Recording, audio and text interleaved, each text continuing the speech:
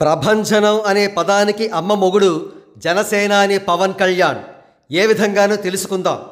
2019వ సంవత్సరంలో తాను పోటీ చేసిన 2 స్థానాలు కూడా ఓడిపోయి కేవలం ఒకే ఒక్క ఎమ్మెల్యే స్థానాన్ని మాత్రమే దక్కించుకున్న జనసేన పార్టీ 2024 జనరల్ ఎలక్షన్స్లో 100% స్ట్రైక్ రేట్తో పోటీ చేసిన 21 ఎమ్మెల్యే స్థానాలకు గాను దాదాపు 21 ఎమ్మెల్యే స్థానాలను కూడా గెలుచుకుంటూ, అదేవిధంగా 2 పార్లమెంటు స్థానాలకు గాను 2ంటిని కూడా గెలుచుకుంటూ ఘన విజయం సాధిస్తోంది.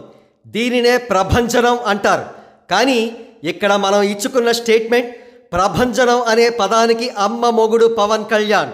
అది ఎలాగో తెలుసుకుందాం. అవి చంద్రబాబు నాయుడు గారు అరెస్ట్ అయి జైల్లో ఉన్న రోజులు. టీడీపీ నేతలంతా భయంతో బిక్కుబిక్కుమంటూ బ్రతుకు ఈడుస్తూ ఉన్న రోజులు. ఆ మూమెంట్లో పవన్ కళ్యాణ్ గారు మాత్రమే ధైర్యంగా ముందుకు వచ్చి టీడీపీతో పొత్తును అఫీషియల్గా అనౌన్స్ చేశారు. అంతే. అప్పటి వరకు అంపశయ్య మీద ఉన్నటువంటి టీడీపీకి సడన్గా జవసత్వాలు వచ్చాయి. పార్టీలో విపరీతమైన జోష్ పెరిగింది.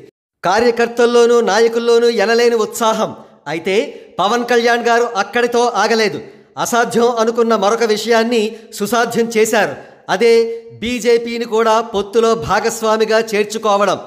మరో ప్రక్క వైఎస్ఆర్సీపీని ఓడించడం అసాధ్యం, అభేద్యం అని అనిపిస్తూ ఉన్న దశలో ఆ పార్టీని భూస్థాపితం చేస్తానని ప్రతినబూనారు. కట్ చేస్తే ప్రస్తుతం ఎవ్వరూ ఊహించలేని రిజల్ట్స్ వస్తున్నాయి.